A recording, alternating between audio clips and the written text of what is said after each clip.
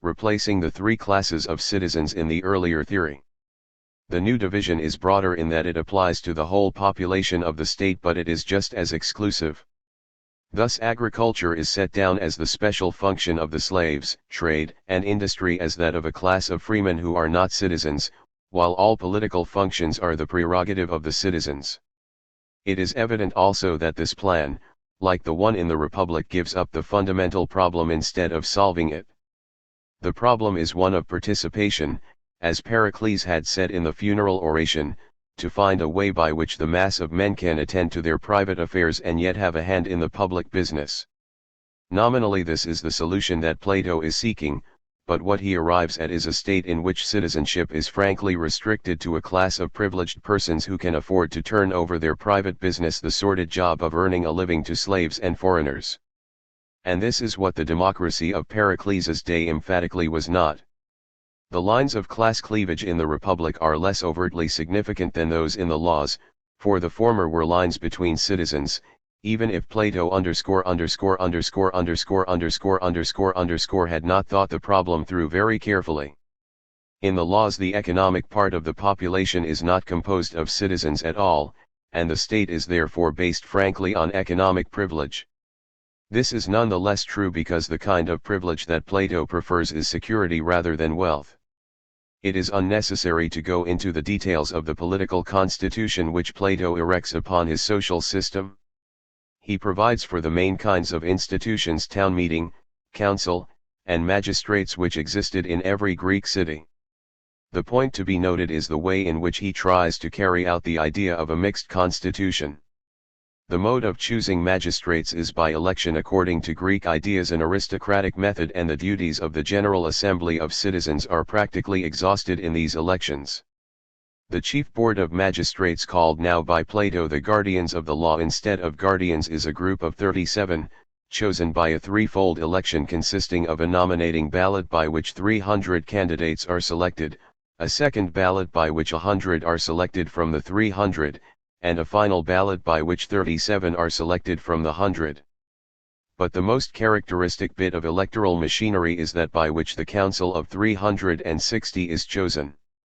This plan is frankly devised to weight the votes of the better-to-do. The citizens are divided into four classes according to the amount of their personal property, a device which Plato adopted from the Athenian constitution introduced by Solon and antedating the democracy. Since personal property may not exceed 4 times the value of a lot of land, there are 4 property classes, the lowest class being composed of those whose personal property does not exceed the value of their land, the next of those above this amount but not exceeding twice the value of their land, and so on. Presumably the lowest class would be much the most numerous, and the highest much the smallest, yet Plato assigns to each class 1/4 of the members of the council, 14 much as the former Prussian constitution allocated the choice of electors for members of the Chamber of Deputies to 3 groups, each of which paid one-third of the taxes. He further weights the votes of the more opulent citizens by providing a penalty for non-voting which does not apply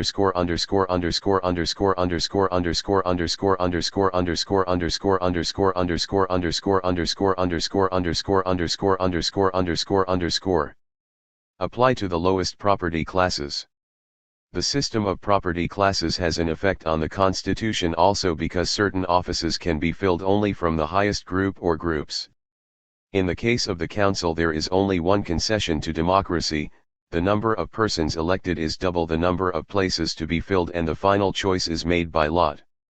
It is rather incomprehensible that Plato should have regarded this constitution, the practically effective part of which is surely the system of property classes, as a combination of monarchy and democracy.